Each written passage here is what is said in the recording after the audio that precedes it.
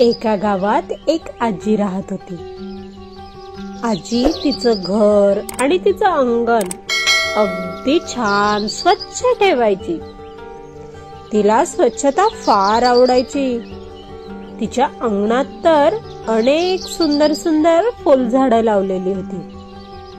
त्यांची काळजी घ्यायला तिला खूप आवडायचं. तिच्या अंगणातील फुलांवर खेळायला खूप सारे सुंदर पक्षी यायचे.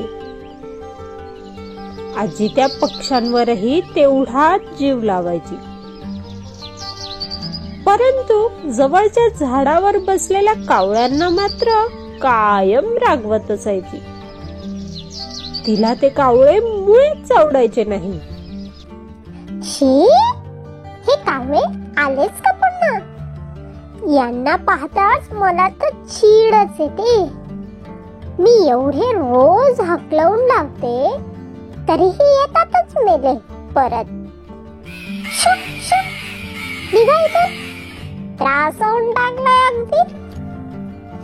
अरे ही आजी आपल्या सगळ्यांवर किती प्रेम करते, मग फक्त ह्या कावळ्यांनाच का पासून लावते? आजीला बहुतेक कावळे आवडत नसावे. पण कुणालाही कमी लेखू नये, ही चांगली गोष्ट नाही. एक दिवस आजी खूप आजारी झाली आणि पलंगावर आराम करत होती. तिला उठवलंही जात नव्हतं. अरे देवा, माझं घर आणि अंगण किती घाण झालंय. आता तर इच्छा असूनही काहीच करू शकत नाही. आता जेव्हा बरं वाटेल तेव्हाच हे सगळं स्वच्छ करावं लागेल. काय करणार, या म्हातारीची मदत करायलाही कोणीच नाहीये इथे. घराजवळच्या झाडावर बसणाऱ्या कावळ्यांनी घराचा परिसर बघितला. सगळीचकडे कचराच कचरा झाला होता. ते बघून त्यांना शंका आली. आजी कुठेच दिसत नाही. आजी कुठे गेली असेल? आजीला काही झालं असेल का? अंगणही साफ नाहीये. आजीला तर अंगण अगदी स्वच्छ लागतं. काय माहित आज काय झालं? ती आजारी असेल बहुतेक. की बाहेर गावी गेली?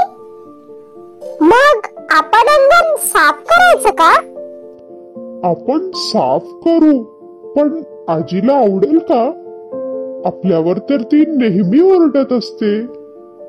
अरे पण आपण तिला मदत केली पाहिजे.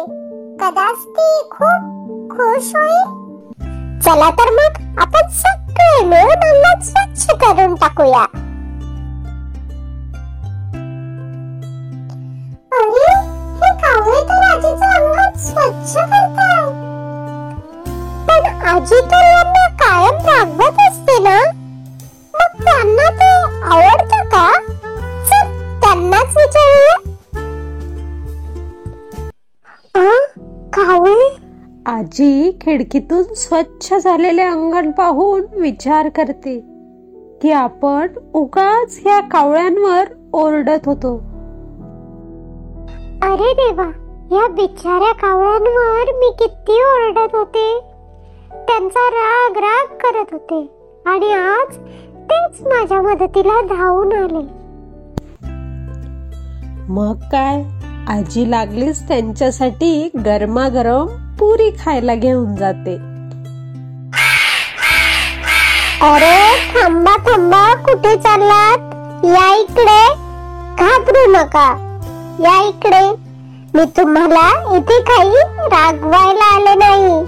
मी तर ही छान छान पुरी खास तुमच्यासाठी आणली.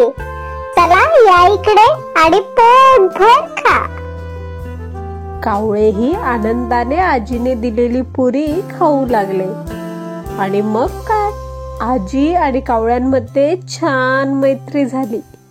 आता आजी रोज त्यांच्यासाठी छान छान जेवण बनवायची आणि तेही रोज तिच्या हातचं जेवायला यायचे. हे friends, please do like, share and subscribe to our channel.